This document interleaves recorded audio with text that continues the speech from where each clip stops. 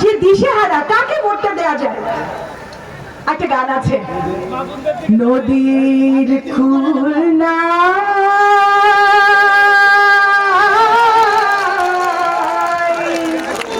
কিনার নাই রে,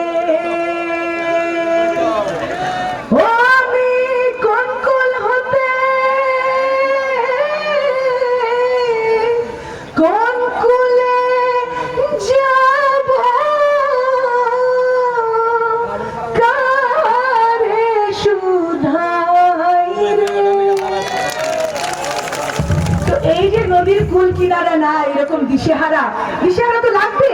সামনে এই কথাগুলো আপনাদের ভাগ্য নিয়ে, আপনাদের ভবিষ্যৎ নিয়ে। তো আপনাদের ভবিষ্যৎ নিয়ে যদি কেউ আপনাদেরকে ভুল বুঝাতে চায়, তাহলে তো আপনারা ভুল বুঝবেন না। সেই বিশ্বাস আপনাদের প্রতি আমার আছে।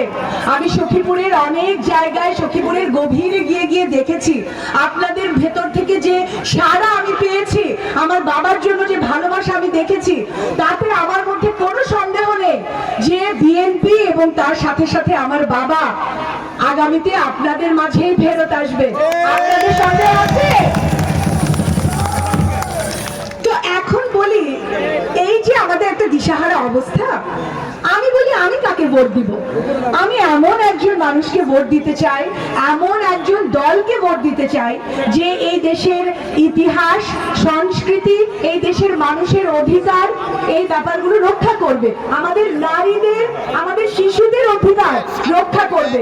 আমরা যাতে ঘরের বাইরে গিয়ে কাজ করতে পারি, আমাদেরকে যাতে কেউ থামাতে না পারে, আমাদের অধিকার যাতে আমাদের থেকে কেউ কেড়ে নিতে না পারে, আমাদের ইতিহাস, আমাদের মুক্তিযুদ্ধ, এগুলোর বিপক্ষে গিয়ে কেউ যেন কাজ করতে না পারে, এমন একটা দলকে আমি ভোট দিব যার প্রতি আমার থাকবে বিশ্বাস।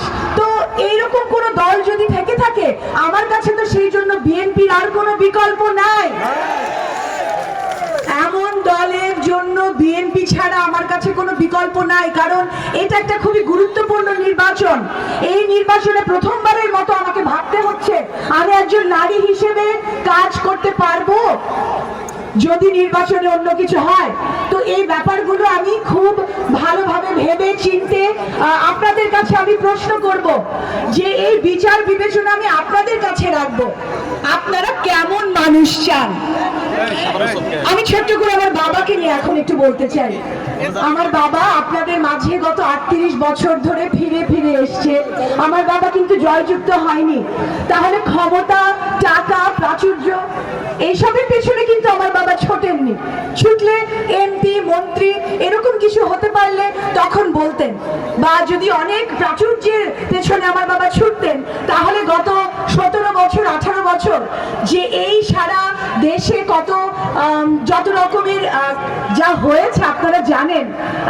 আগের যে সরকার ছিল, এখন যে সরকার আছে, তারা খুঁজে কখনো আমার বাবার বিপক্ষে একটা কালো টাকা খুঁজে বের করতে পারেননি। আমার বাবার কোনো দুর্নীতি খুঁজে বের করতে পারেননি, কারণ আমার বাবা একজন অদ্ভুত মানুষ। কেমন মানুষ? আমার বাবা টাকার পেছনে কখনো ছোটেন না। আমার বাবাকে টাকা দিয়ে কেউ কিনতে পারবেন না। যদি কেউ দেখাতে পারেন আমার বাবার 1 টাকারও দুর্নীতি, আমি চ্যালেঞ্জ করে বলতে পারি, বুক ফুলিয়ে বলতে পারি একজন সন্তান হিসেবে, এটা আপনারা দেখাতে পারবেন না। তো এমন একজন মানুষ, যিনি একজন সৎ মানুষ, ন্যায়পরায়ণ মানুষ, কখনো প্রতিহিংসার রাজনীতি করেন না, কখনো কাউকে ঠকিয়ে খাওয়ার রাজনীতি করেন না, কারো জমি লুটে নেওয়ার রাজনীতি করেন না, সে ভালোবাসার রাজনীতি করেন।